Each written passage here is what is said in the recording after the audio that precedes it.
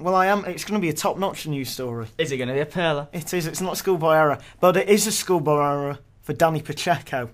Danny Pacheco last night tweeted to Glenn Johnson, his teammate at Liverpool, "Good luck." I'm not going to say the word he used. I don't want to be causing offence. Now, Danny Pacheco and Glenn Johnson are actually very good friends outside of football, and this was a simple, harmless, good luck message from one teammate to another regarding the Euros that are coming up this Friday, so tomorrow. Now, this is what Danny Pacheco has tweeted. Last tweet about Glenn: he speaks Spanish. He knows what it means when I say it to him. He is one of my best mates at Liverpool. Yeah. Now, the point I'd like to make is Luis Suarez got an 8-game ban for an alleged racist comment. I suppose I could say a racist comment because he got banned for it. Now, he claimed that it was a culture problem.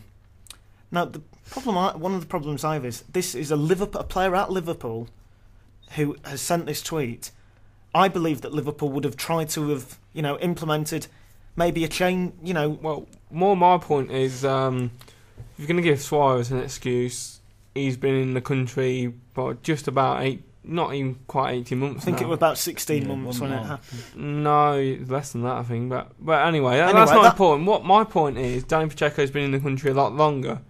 So if you're going to look at anything, he definitely should have known better. However, I can understand how they feel in the fact that, because the difference of the cultures, a word maybe we use over here which is harmless, over there would be seen as offensive. Exactly. So I think, like I say, you got to be careful, and I think maybe a bit of, I would say a bit of slack, but a bit of education really to the Spanish players, whatever, and tell them how different it is in this country.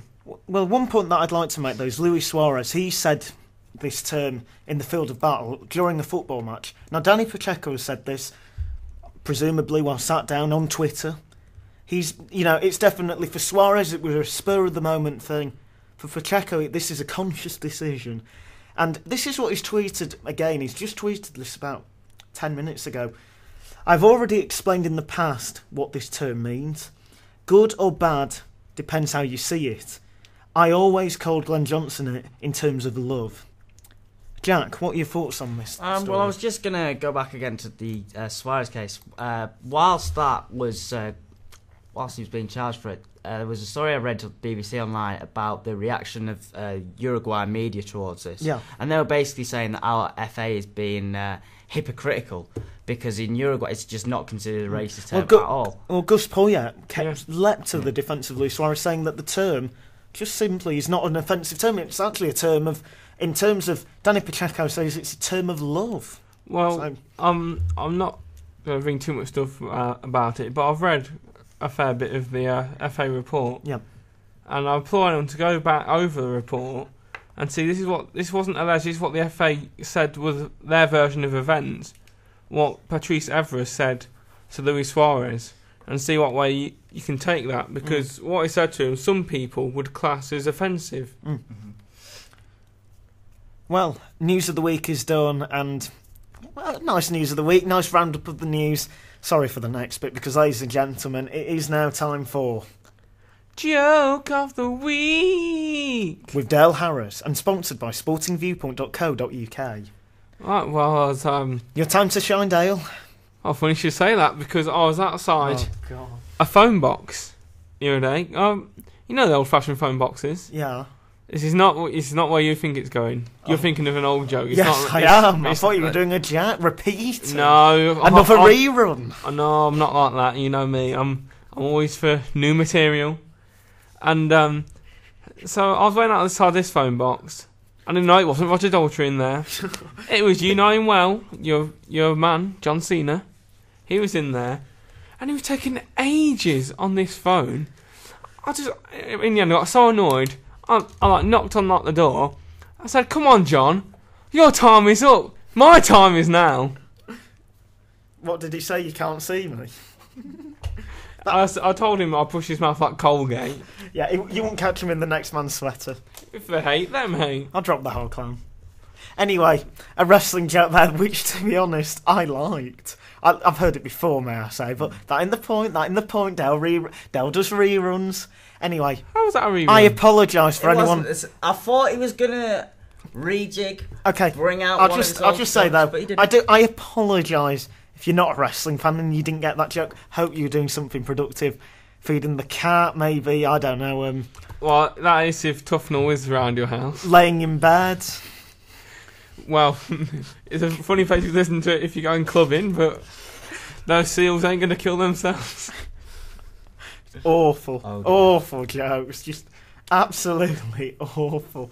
But anyway, well, it is now time. God, you think that was bad?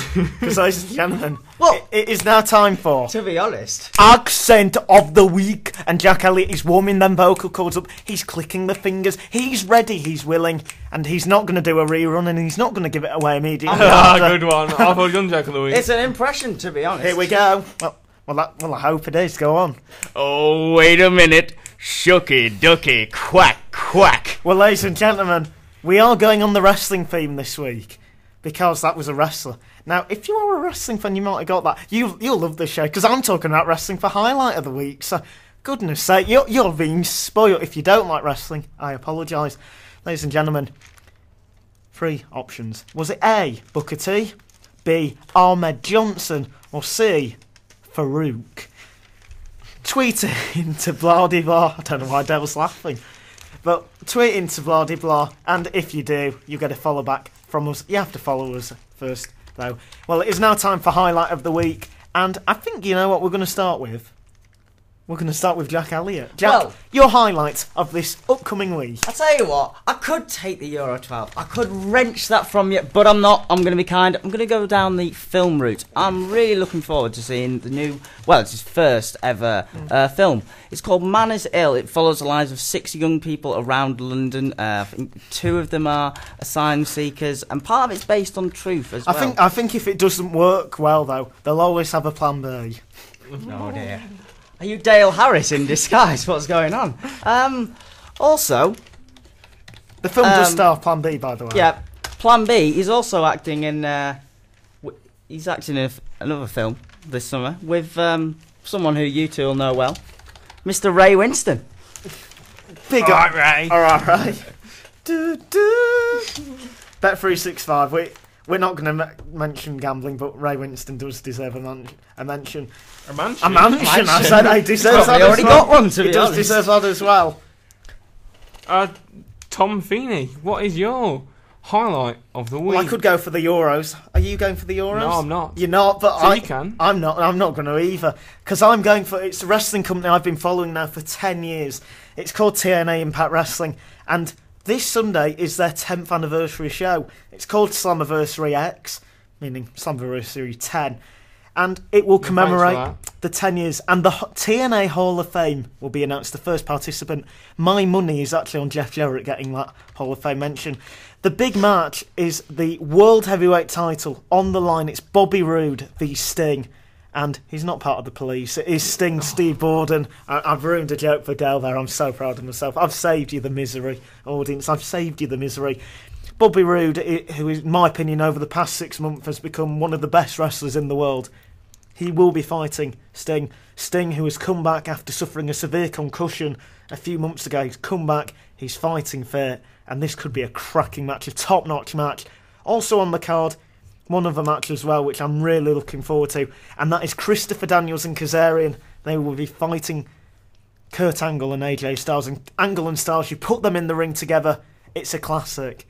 And Daniels and Kazarian, 2 of the most improved wrestlers going. I'm hurrying up because Dale Harris, what's your story, highlight of the week? I thought we were going to talk about each story, but as you've taken. Okay, then we will. I thought you wanted to move on. Jack looked bored. Go on, Dale. Oh, well, we just can go wide in edgeways. Go on, Dale. I was just going to speak. How is Sting in his 50s now? Sting is 52 now, yes. Do you not think maybe someone younger should be getting the main event status? Well, for most, I think when a wrestler reaches the age of 45 and above, it is their time to drop off the circuit. Unless you're Ric Flair. Unless you're Ric Flair. Or Hulk Hogan. Or Hogan. But in my opinion, Sting is somebody, part-time singer as well. He's He walks fields of gold, doesn't he, on the ring? He's kept his money. Stinger's Sorry. Okay, he's kept his money, and he's in a position where any day he could retire. He does this out of love. He's kept in shape. His promo a few months ago was incredible, and Bobby Roode and Sting. It's been